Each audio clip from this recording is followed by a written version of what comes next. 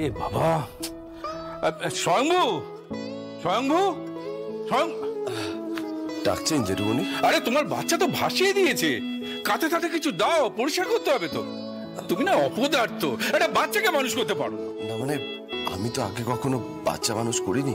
ব্যাস হয়ে গেল, 7 খুন মাপ। যাও যাও, নিয়ে এসো নিয়ে এসো। ঠিক আছে।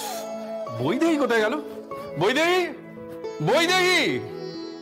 দাদা আমায় ডাকছে। আরে বাচ্চাটাকে একটু দেখো, দেখো ওদিকে পুরো ভাসিয়ে দিয়েছে, কাঁথা টাথা কিচ্ছু নেই। এরপর তো ঠান্ডা লেগে যাবে বাচ্চাটার, এরপর ভ্যাকসিনেশন আছে, আরো কত কি কি হবে বলো তো? কে দেখবে বাচ্চাটাকে? আমি ধরতে পারবো না দাদা, আমি যার বেবি তাকে সামলাতে বলুন না। এর বেশি আপনার থেকে কিছু আশাও করি না। স্বয়ংভু, আমি ওর বাবা, আমি ওর মাও হতে পারি। আপনি ভাববেন না আমার সন্তানের জন্য আপনাকে কেউ আর বিরক্ত করবে না। বিরক্ত করার কথা আসছে কেন? ওইটুকু শিশুকে তুমি দূরে সরিয়ে রাখবে? আমার উৎসবকে যে সবাই দূরে সরিয়ে রেখেছে তার বেলা। মম প্লিজ, কি বলছো এসব তুমি? ও একটা শিশু। চুপ করবি তুই? আবার সুর পাল্টেছিস। তুমি আর পাল্টালে না। কারোর কোনো প্রয়োজন নেই, ওর বড় পিসি যথেষ্ট।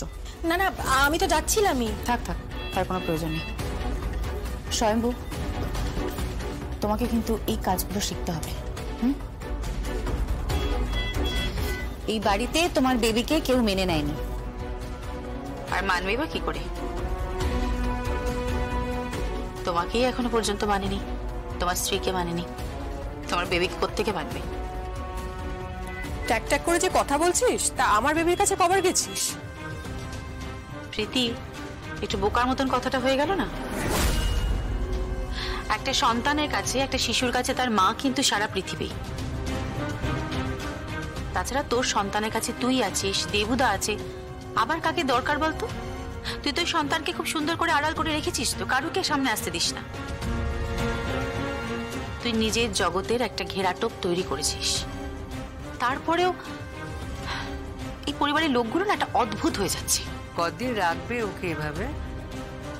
আমি বলি কি, স্বয়ংভূর একটা বিয়ে দিয়ে দাও।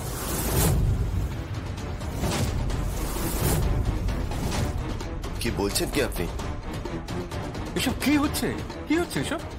এইসব কথা এখন উঠছে কেন? না না, আমি বলছি সবাই তো ব্যস্ত এ বাড়িতে। কৌশিকী ব্যস্ত বিজনেস নিয়ে, রাজনাথ ব্যস্ত, আপনি ব্যস্ত, এই পরিবারে তো সবাই ব্যস্ত। এই যে স্বয়ংভূকে এখন চাকরি ছেড়ে দিয়ে, মানে ডিপার্টমেন্ট ছেড়ে দিয়ে ও কি মেয়ের কেয়ারটেকার হবে?